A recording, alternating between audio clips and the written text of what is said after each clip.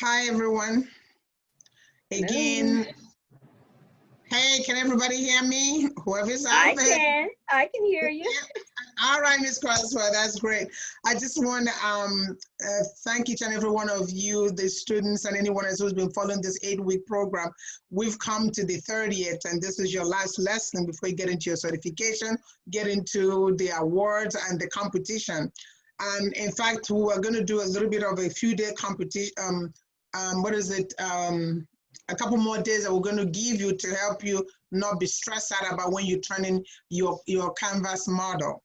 But let's get straight to the point. Today, we're talking about the very essence of how you succeed in life, how you succeed in business, the question of how do you show up in the marketplace. I have a great presenter, somebody who has been in this field for totally all her life, even when she doesn't know she's coaching, she's teaching people how to present themselves. She's doing it every day from the bottom of her heart. So today we're talking about how to be a winning presenter. So how do you win? Everybody can present. The question is, what is the distinguishing factor between those who present and win and those who present and lose? We got the answer for you. Without further ado, I want to introduce you guys to somebody I call Queen Mother, my own sister, Miss Carswell, to others who may not know her. But again, I'm Ambassador Dr. Margaret Durecki, the founder and president of WETATi, an organization near and dear to my heart. It is a place where we bring classroom and practical knowledge together to help the next generation. Move on to the next slide, because we don't have too much time to waste. Ms. Carswell is someone that doesn't really need introduction. For those of you who don't know her, the organization scholarship is named in her name because of the contribution and dedication she's given to this organization. But she's someone who actually, literally, technically speaking, founded the Unity pageant at University of Maryland, and she has nursed a lot of students over the years on how they can carry themselves and present themselves to the world so they can win in everything they do in life. So she doesn't need much introduction. By the time she starts talking to you guys on a few of the factors we bring before you to give you the edge that you need to succeed in today's marketplace, especially with the certain times, unprecedented times that we are in, including the COVID-19, and the Black Lives Matter movement that is, changing the world. You need to even know better ways that you need to carry yourself in all that you do, so you can present yourself in any place that you are and stand out and distinguish yourself to win in anything you ask for. Next slide. So before we get started with the next slide, Ms. Carswell, I want to welcome you to the show and welcome you to this webinar today, because you're going to be the one talking to these young ones, explaining to them what you've learned over 40 years, not only just in a career field, but as an individual who went through so much to get to where you are, so that you can be an example, both by life and profession, so these students can gain some insight on how they need to present, whether entrepreneurship competition, presenting themselves before a job, presenting themselves in anything they want to win in life. So welcome, and let's get started. Okay. All right. Thank you, Dr. Durecki.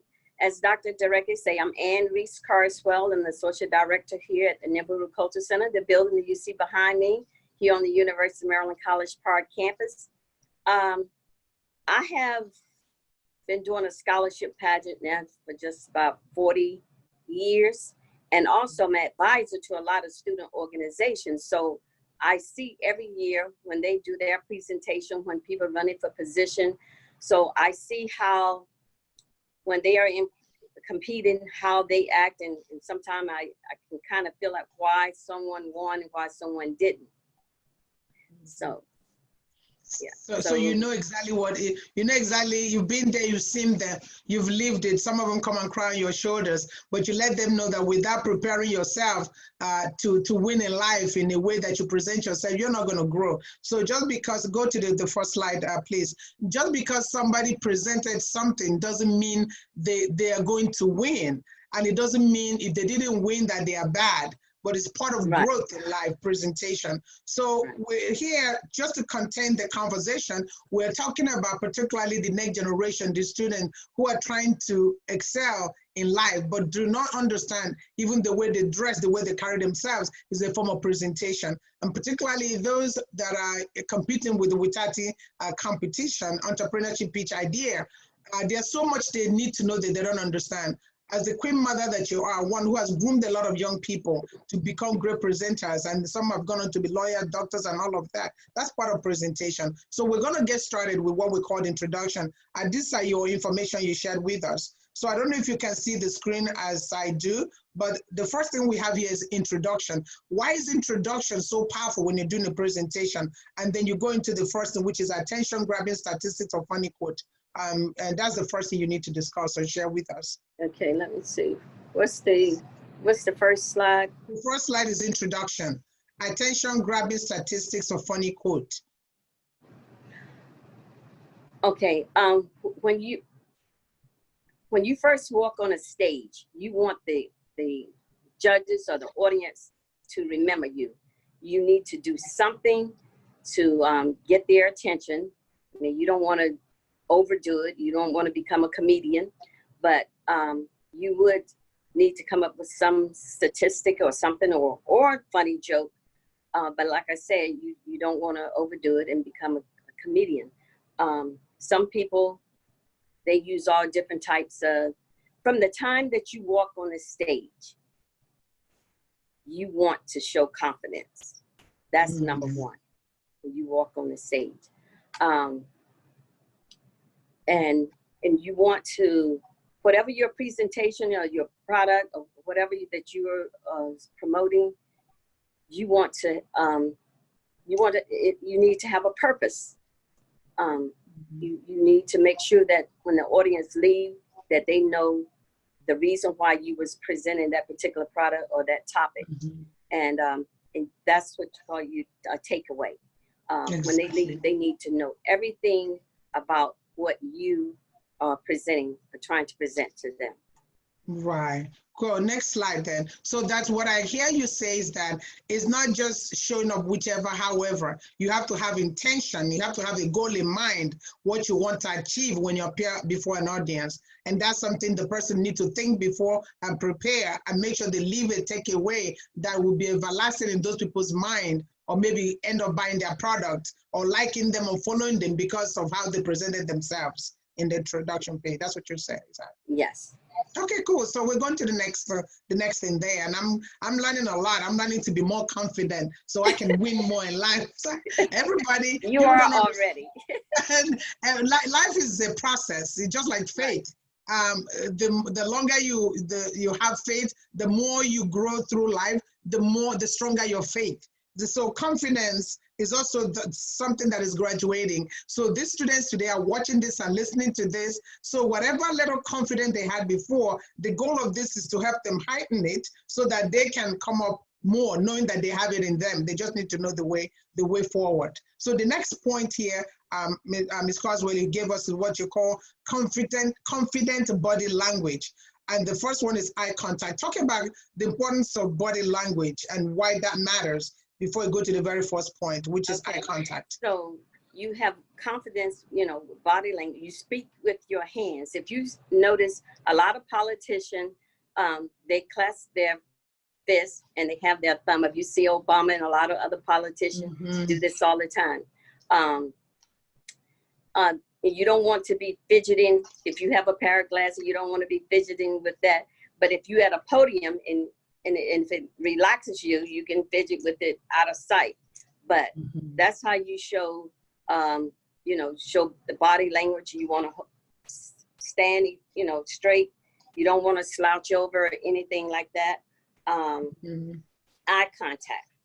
You want to find sometimes some people do not like to look at people in the audience because they're distracted, or someone could be making a face or doing something.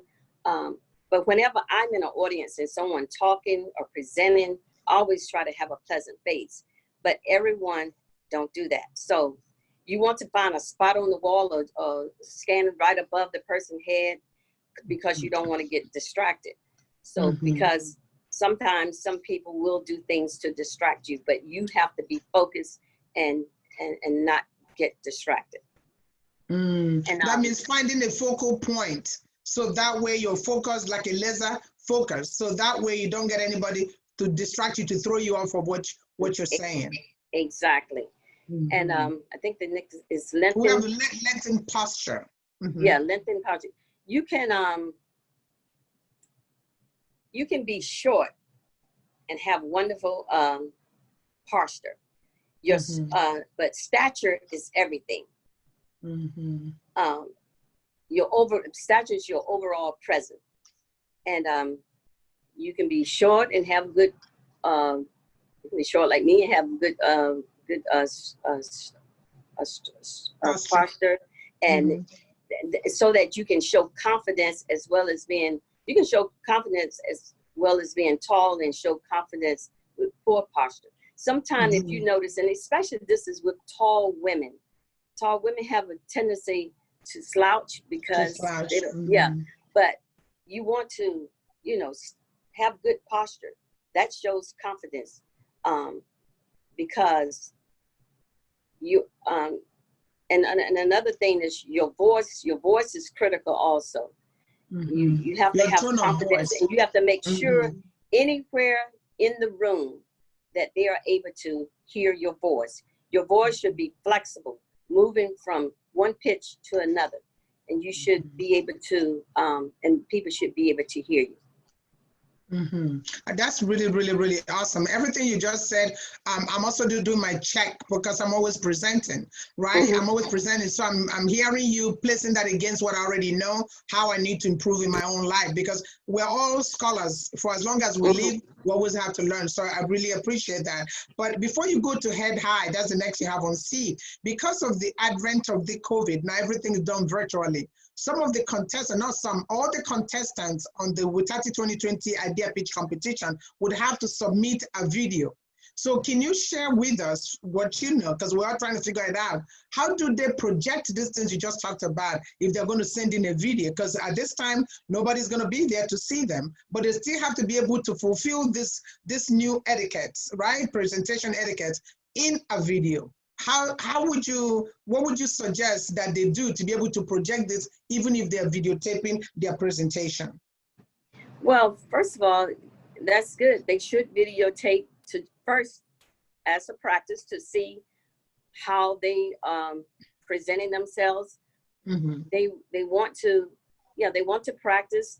They want to make sure when their final product that they know, wow, this is it. The judge is gonna like this. And even though we're doing a lot of things virtual now, but still, it's everybody is doing the same thing. So it's gonna be the same. You're still competing at the same level. It's not like someone would be in front of the judges and somebody else would be doing virtual. So you still, whatever you do, and like I say, with virtual, you get an opportunity to really practice, see your video, and send in the best thing that you present. Right, so that what he just said, and I didn't think about that, but so because for every disadvantage, it has an advantage. So now, unlike where you had only one take, if it was a live presentation, now you get to look at it and critique yourself and say, oh no, I can redo this again as long as you're turning your stuff in. So there's a lot of benefit in actually sending in a video. So there's no excuse why you can't follow through and make this happen from all that Ms. Carswell has shared so far. Go on to the next one, which is head high. And then we go on to the next slide. Go ahead.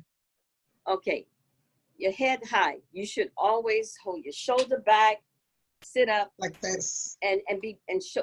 When your head is high, you're showing that you're proud.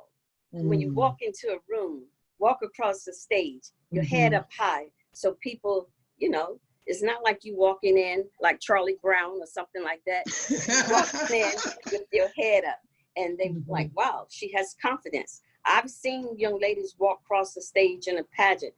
And the judges say, well, from the first time she walked with confidence, head up, body straight, you just had that pause. So it's the same thing with anybody, any competition. You have to be cognizant of your body, your posture, and all of that. Right. So how does it now? So shifting from a competitive mode or concept, how about walking into a place of possible employment, or they go for an interview? Is that any different, or how do you, what would you place that type of presentation situation here? Well, when you go for an interview, first of all, you want to make sure that you're on time. You don't want to be late. These are things that you don't want to be too early, but then you definitely do not want to be late. So when you walk into an interview, you need to walk in with confidence as well. You need to, your body language plays an important part. So you just have to make sure that that everything, you know, you dress properly, all of that. Everything plays a role. People, when they see you, they see a picture. And Yes. so therefore you have to present yourself, you know, just from the first moment that they see you. You want them to feel like, wow, she has it or he has it going on. Yeah. I mean, you just really nailed it. We're going to move on to the next thing, which is the succinct message. But what I hear you say is that presentation is an all day long, even when we don't think we're presenting. But there was something you talked about, don't be too early, but don't be late. And people in the marketplace have espoused 10 minutes before time, 15 minutes before time. So what is too late and what's too early, and what is a good time for those who are going for a presentation? You know what I mean? And even what they're wearing. What is that? I just wanted to know your take on that. Is it 15 minutes before the time, or because there's a lot of different versions of what is late and what is early?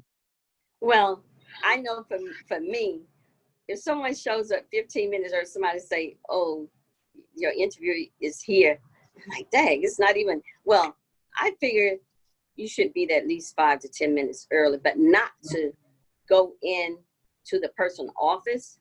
Just let the person know that you are there. They tell them I'm a little early, just want to let them know that I'm here. You always, for a job interview, you definitely want to be in business attire, but I know this day and time now, some people think that they don't have to dress in a suit, but you have to realize you're competing with other people. It's not just about how you feel. You're still in a competition with others. So you still need to make sure, I still suggest wear a suit to an interview. So girls, what about girls who just want to wear a dress? You know, they don't think a dress is, you know what I mean? Guys often will wear a suit. So what if a girls or ladies wear a nice dress, nothing provocative? Would they frown upon that and not let you know? Or would they expect that you should have known to wear a suit and not just come here with a dress? Because this is a real issue out there for our youths. Well, what they promote, I mean, you know, things change all the time, is a skirt suit. I mean, there females wear a pantsuit. A dress is more, it is not that it's not business attire, but when you know what the norm is. So I think you should just wear a skirt or a pantsuit opposed to a dress. Or put a jacket over that dress to make it look yeah, like you could do that too, because that still would look like a skirt and right. So yes. Right. Yeah, I just wanted us to go. Yeah, I just wanted to have a little deeper conversation, because sometimes the detail, the small tiny things in the detail is really what most people may be missing. You know how they can go and say, I really nailed that job. I did it. They asked me that. But the reason why they disqualified the person presentation, it wasn't so much about what they didn't say or said, but how they assess their persona. You understand? Or what judged them by how they came in to the play. So I hope you guys are getting that. So now we're into a major portion of what successful presenters do well to succeed in every aspect of life. Whether you're trying to get married or you're married, every day you're presenting before your spouses and stuff, or your kids, just understand that life is a series of presentations from now till Jesus calls you home. So pay attention. All you need to do, understand it in one area of life, and if it is successful, or if you successfully understand it and adopt and adapt it, all you need to do is to transfer that to other aspects of your life, and voila, success will be yours. So moving right along, Ms. Carswell, we're now on succinct messaging. And succinct messaging, this is huge. What is succinct messaging as compared to what?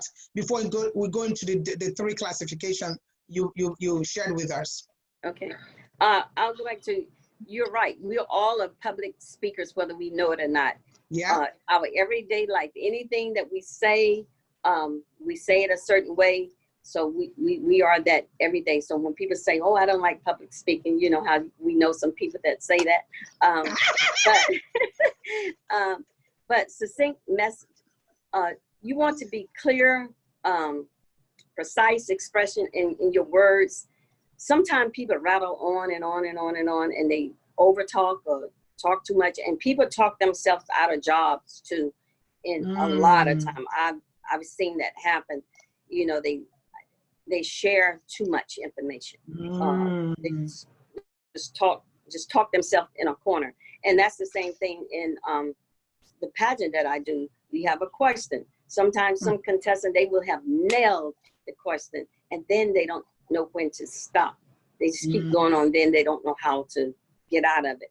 I never will forget, had a young lady, I guess it was in the early 90s, before probably a lot of your listeners was born, but the question was an education question, and apparently her mother was a teacher, and she didn't, her question was not, say, her answer was really not a great answer. I mean, but it was good enough. She had done well.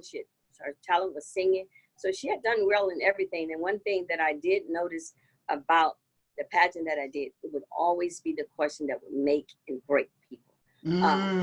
So when she answered her question at the end, and she says, my mother always told me, when life give you a lemon, make lemonade. The audience just went, wow, because it was their first time hearing it. Actually, to tell you the truth, it was my first time hearing it too. And I was like, wow, you know, she won over the audience, and she won the pageant. I don't know whether that was it, but she got a high score. Yeah, so I'm just saying, but yeah, you have to always bring something unique to the table. Yeah. Always find a way to say something that shows that you're not shallow, that you're deep, you know? Right, there is exactly. You others done. And that, in other words, that's the thing that she left people that they won't forget. And when you're able to leave those kind of impact on people when you present, it is usually what they hold on to. When they're looking at other contestants, because as soon as you do that, they make a note. So when they're reviewing it, they'll say, what about that girl that made us laugh a lot? Right. So you just never know what it will be. And always keeping a smile on your face, even if you feel like crap, they don't know how you feel. Because your feeling is not important, it's what you project. Yeah. So now let's go to the first fact, first point. Your talking point here under succinct message, meaning be precise and be crisp about what it is you want to share. Don't make it at the end of explaining. They're like, what was that again? So the first thing you have here, A, is clear ideas. Speak to that, Ms. Carswell. Right. Well, you know, all the time, you want the audience, you want to make sure whatever you're presenting, you're presenting it well. You don't want to leave doubts in the audience mind or doubt in the judge's mind, like, what was that? You don't want to do that. You want to make sure whatever product you're presenting, that they understand exactly what you're talking about. You want to give examples. You just want to have it where they understand exactly your product. When they finish, they won't have any questions. So you have to be very intentional on what you're trying to share, and maybe play around with it for some time, and run it over through somebody else. Make sure you recite it yourself, talk about it on your mirror or whatever. That way, when you get ready to share with people, you're already sure that it's clean and clear where people will understand, right? All right. What about the relevant, you talked about relevant examples, and the one I really want to know what you want to talk about is connective parallels. So are you done with the relevant examples? Then you go to connective parallel, if I understand. You know, oops, wow, something happened. Oh, well. What button? Open up your video. That's what you did. Open up the video. Click on the video. I'm back. Okay. Yeah, something jumped in Okay, front go of ahead, it. no problem. So Message. no problem, Ms. Cousin. We're You wanna talking make, about you sustained wanna make, messaging to going to relevant examples, which I think you touched on, unless you want to say anything more. Then you go to connected parallels. What do you mean by connected parallels? And give us examples so we can follow you on that fact. okay, you make parallels to everyday life issues. You connect to the audience. For example, yeah, you want to give an example. I'm just trying to think of a product, a presentation. I remember when well, this may not be, but when her name was Elizabeth Dole, she was running for a presidential candidate, and all the candidates and everything was on this stage, and she, you know, everybody sat where they were sitting, and they gave their presentation. But what she did is, when it was her time, she got up and she stood and she walked toward the audience on the stage and gave her presentation, and it made a difference. She had, she talked about things like, as far as the audience, she talked about her situation with her life that connected to the audience. And I think that's what, anytime someone giving a presentation, you want to give the audience a little personal piece of yourself. And so that's pretty much, yeah, Right, you just want them to. Next yeah, slide again. Okay, so literally is what I take away from the connected parallels is to be able to say something that will resonate with Yeah. the audience you're speaking to, so that they can connect with you. Sort of kind of a synergy. Because when people can connect with you, synergetically, whatever the word is, synergetically is the word, then it will be easy for them to receive your message. Right. Right? Okay, cool. So continuous sustained messaging. You have here on the C, I have, we're continuing that. Define, summarize the idea. That is A. Under A, you have share parallels that relate to the idea to the audience. I think we just talked about that actually. Do you have any to define or summarize the idea, do you? If not, we're going to why is it relevant? I didn't, repeat that. I didn't hear you. Okay, so we're continuing with giving succinct messaging when you are doing your presentation. So on that, this is now to continuation of it. A, here you said to define and summarize the idea. On the definition of that idea, the first thing you say, share the parallel that relate the idea to the audience. And we just talked about that. Right. So do you have anything more to say? If not, the next thing is, why is it do that? Go. As far as it, we still with the audience connection? Yes. Mm-hmm. Okay. Well, you want to make sure that, like I said, you want to make sure you connect with the audience. You have to know your audience. When you're going to do something, you want to know whether you're talking to children, adults, a politician, ministers, whatever. You need to know the audience that you are speaking to. And sometimes it's a diverse audience. You need to know that as well. So you would know, you don't want to say anything to offend anyone. Sometimes even with people answering questions in a competition, sometimes you may be really answering to what you feel, but if it's okay if you're just giving a speech, but if you're in a competition, you want to think about your answer, because you could answer something that could offend a judge, someone like that.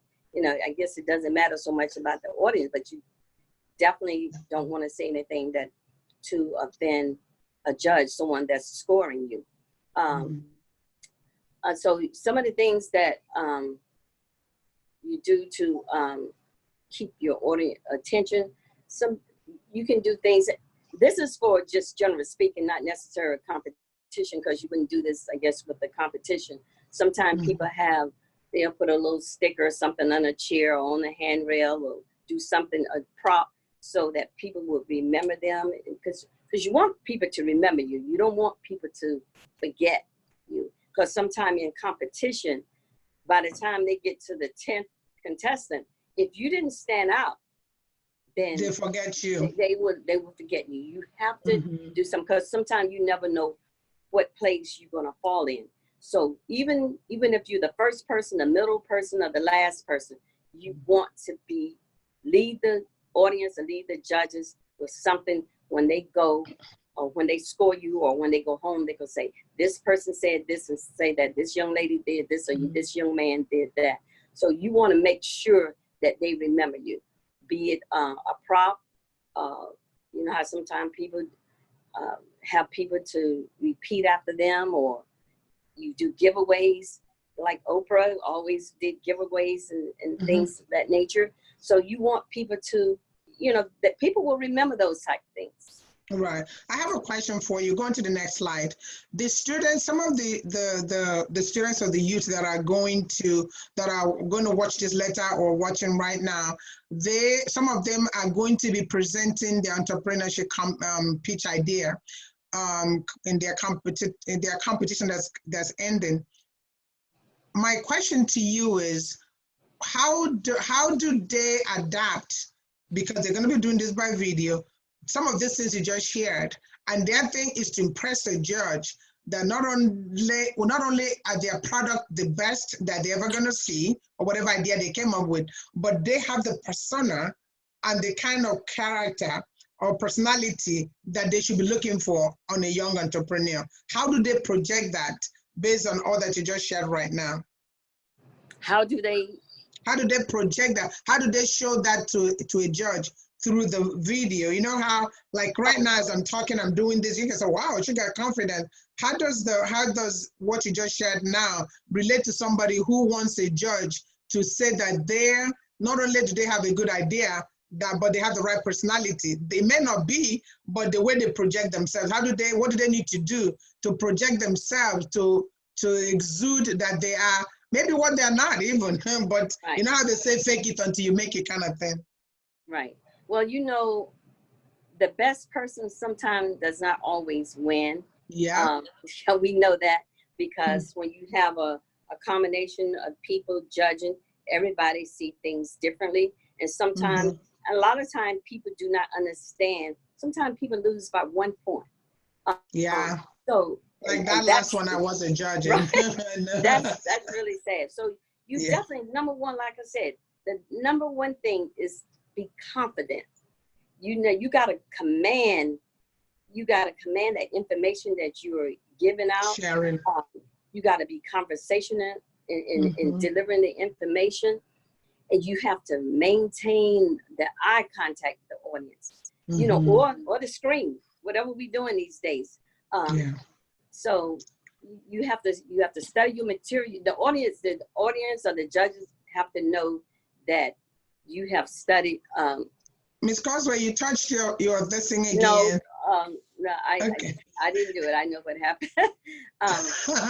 Sometimes calls come in. So you have to, like I said, you have to maintain the eye contact with the audience or the screen, whichever one you on, because we're doing a lot of virtual things these days. Yeah. And you have to study your material and know it so well, but you don't want to be robotic. You want to study it so that you know it fully. And they need to practice whatever they're doing, their speech or whatever, the nights and days before. And the last thing, you still have to be confident. I remember a young man was running for president of an organization here on campus. And he had done extremely well when he was at the podium, and he went back to his seat. So when you go back to your seat, the audience can ask questions. So someone challenged him on a point. And I think some people kind of laughed, he explained himself, but he felt defeated. And I was in the back of the room. Next thing I know, he was like this here, slouched back in his seat. He stayed like this the whole time with his hand up to his face. I was like, oh my God, this man has done so wonderful. And people was there you know, to vote for him. But it was his body language. It's just it's what he Because did. everything Right. He had been so good, but you know, he ended up losing the election because people said, and we told him, it's like, when you did that, it's like you gave up. You gave up. Without People saying do it. not want That's someone awesome. to represent them. You know, That's right. Who gives up easily? So let's go to, that's why it's important to go to the next point, audience connection. I think we've touched on most of it, so we may not belabor the point. You said define audience connection, because that's the key. If you are presenting an idea, you have 6 judges who are looking at, that's your audience. You need to connect with them. Even though you're not seeing them physically, you have to connect with them. So when they're looking at your video that you upload, they can feel you and they can connect with you. So there are many ways to connect. Today, because of COVID-19, we're not connecting physically with most of our loved ones, but we're still connecting virtually. So don't get it twisted about what connectivity means here. The first thing you have here, Ms. Carswell, you said define the audience. Then B, you say what is the best approach to get and keep their attention? Well, like I said, you have to be precise. You have to do something different. If you know you're in a competition, you have to do something, like I said, different to stand out. You have props, giveaways, something. You have to, and whatever you're doing, like I said, it has to stand out. You have to be it music. If you're doing, well, if you're in I'm thinking about pageants, but if you're doing a spoken word piece, you may want to have some music in the background, you know, soft music, where some other people may come out, but it adds to it. So props is important in any kind of presentation. So that, I know a young lady did the song "Break Every Chain," and I love that song. Had a chain, and and he dropped the chain. You know, that was a prop. Exactly. And it, know, things that I remember. Other than that, I would not have remembered. I would not have remembered about the lemonade thing. But some things that people do. Like I don't know the name of the girl who sang it, but I know the song. Right. Break every chain, you know? Right. So that's how powerful that is. Right, yeah. So we want to go into the other thing. I think we already touched on that, but this one is, what would make them hear the message you are presenting? Whether you say a judge or judges, you're presenting your app. Maybe you have a business idea that is an app or whatever, or you're presenting your resume. So what would make that presentation, what would make those people remember your message, right? Or how, in other words, the way you put it here is, what would make them hear the message you're presenting? What would make them? What is it will make them to remember? Can you speak to that? What do you mean by that? Well, you did say resume. There are standard ways of doing resume, and now I get a lot of resume. I hired a young lady based on the resume she sent, and it was nothing like resume I had seen before. It was in color. It was different. It wasn't the regular standard. I mean, I wish I had a copy of it, but it just stood out. And all the other resume I had, you know, they looked just alike. You know, I thought I had a resume here, but all of the other resume, you know, they all was the same, you know, same style. So she was able to distinguish herself, right, by the way she stood out. So meaning that they have to have a message that makes them stand out, even in a pitch competition or an interview or showing up with other people where you have to compete for an attention of some sort. Right. Then the last thing you have here, go ahead. You know, but on the other hand, it all depends. You have to know who you sending it to. Some company more conservative, they may not would appreciate that. But here at a, you know, culture center, that was, you know, creativity to me. And so that means the person needs to do the research behind the person they're going to present to, in order to know what they like or what they don't like, in order to gain an advantage on what may be possibly a good idea or not a good idea to present to these That's people. right. You got to know the company, All right. know the, yes. Okay, great. The next slide. Can you be heard from the room? What does that, can you be heard from? How does somebody know if they can be heard from the room? I will get to the conclusion. It's almost over, right? And I'm very excited. I'm empowered. I learned a lot. I'm going to get up and go get a job. Now I know how to present myself at an interview. Yeah. We know we know you have it going on. But anyway, but you know how sometimes some people, and I hear people do this all the time. I don't need a microphone. Can you all hear me? Yes, you need a microphone because, you know, because especially if it's a large room, people don't want it. Everybody don't, you know, have different hearing problems. So you should be on a microphone so that people can hear you. If you want to be able to move, talk to the people in advance. So you have a wireless mic or you have a lapel mic, you know, if you don't, but you shouldn't have to, your audience shouldn't have to struggle to hear you. So I guess I need to get to the slide that you had. We're at the conclusion, unless you want to add something more so we can bring it to a close so we don't belabor the point. We kind of got it. I'm inspired and I'm empowered. I hope they would also get the same information. Do you want to go to the conclusion now, or do you have something, other ideas you want to share? No, that's it. But I will reinstate and reinforce this. You have to have number one thing: show confidence, show your eye contact, give a good delivery, enunciate. And your body posture, your posture, you know, posture, all of that. You need to be able to, your body language. You need to make sure that people don't see you as a slouch. When they see you, they know. Year before last, I saw a young lady give a presentation on the stage.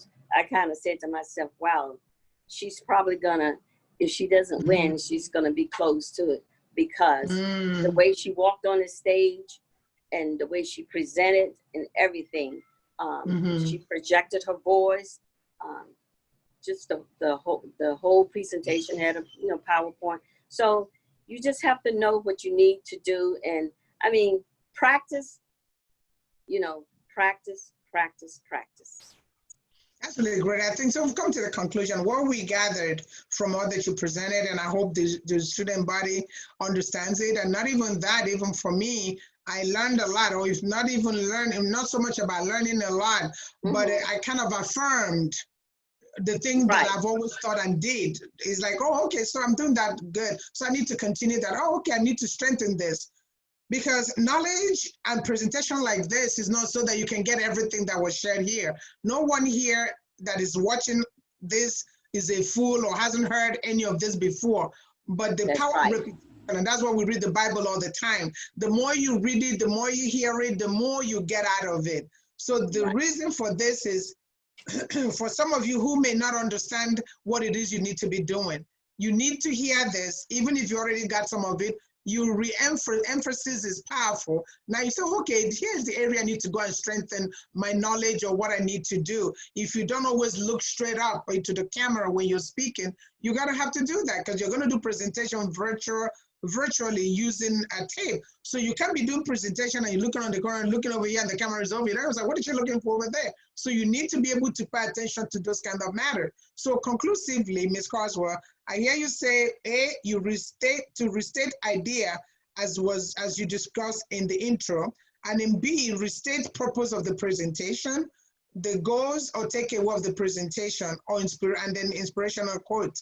Because even if you're doing a presentation or a pitch competition and you're videotaping it, at the end, you might want to help the judges tie in your business idea with the who, what, when, and why kind of thing in a very nice bowl. And then maybe do the lemon thing. If you saw, my mommy told me, if I give me a lemon, make a lemon. Say something so that even if they didn't pay attention to all you said before, so that that's what they're going to remember you by. And they make a note against your name. And that's what I could gather that you shared with us. And those who didn't watch this from the beginning can go back on our YouTube channel to watch the next slide. Do you have anything to add to that, Ms. Carswell? Well, the thing that I would like to add to the people that will be reviewing this is that they already have a great coach. They have a great coach in you, Ambassador Dr. Margaret Dereke. Because if they follow your lead, they will be successful, whether they win first place, second place, or third place. Because like I said before, sometimes the best person do not win. But but if they follow you, and you know this, people have told you this. I've heard people tell me, wow, she's such a motivational speaker. I learned so much from her.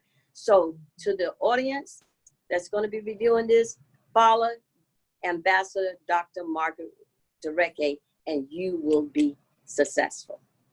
Oh, Miss Carswell, I don't want to mess up I have a makeup and I don't want to start crying right now. It's the truth. It's the truth. Thank you so much. I really appreciate you, Queen Mother. And you're a woman that I adore. I follow you. If you tell me to jump, I ask you how high. And everybody needs Miss Carswell in their lives. And everyone. And Dr. Dereke, yes. But to be honest with you, the only way you would find your own Miss Carswell in life is to always show up presenting yourself with all the integrity that you can muster. Be honest in all you're doing, because part of presentation is the way you show up. Are you a person of integrity? Are you a person of honor? Do you keep your word? Because you can even fake it to get in, but then another type of presentation you're going to show is that you don't keep your word. So you can meet people like Ms. Carswell. So this presentation is formally come to an end temporarily. And I would like to say one thing. Yes, Ms. Carswell. Because I always like to help people. And my motto is, I took it from a song, if I can help somebody, I can help somebody. My life is not will not be in vain. So hallelujah. That's We're gonna bring the church in. Right. Thank you, Ms. Carswell. We really appreciate you. I know it took a lot for you to get here today. This is really going to be helpful to the next generation. People don't understand that you don't have to get everything we shared here today. I can guarantee you, if there is only one thing you need to bridge your gap from here to there and come to the middle, this was all worth it. And those of you that are competing, we're going to send an email to you guys on what you need to do next and all that you need to move to the next generation competition. But remember that life is full of series of presentation. Even when you do not know you're presenting, the way my hair right now is a form of presentation. My smile is a form of presentation. So don't take anything for granted. And we're not saying one is better than the other, but you define how you're going to show up in this world. Embrace it and look for those who will bless that path. But you must do your part by showing up and following through with some of the things we shared here. And if you want to, you can also reach out to us, send us an email, whatever ideas you have, we're more than glad to work with you. So until next time, we thank each and every one of you. You know how to go back and watch this and get some additional information. Ms. Carswell, I want to thank you for this presentation. All right, thank you. Now I know what to do to be a successful presenter because I want to win more in life. Thank you so much for this. Thank you. Thank you. God bless you. Stay safe. All right. Bye-bye. Bye.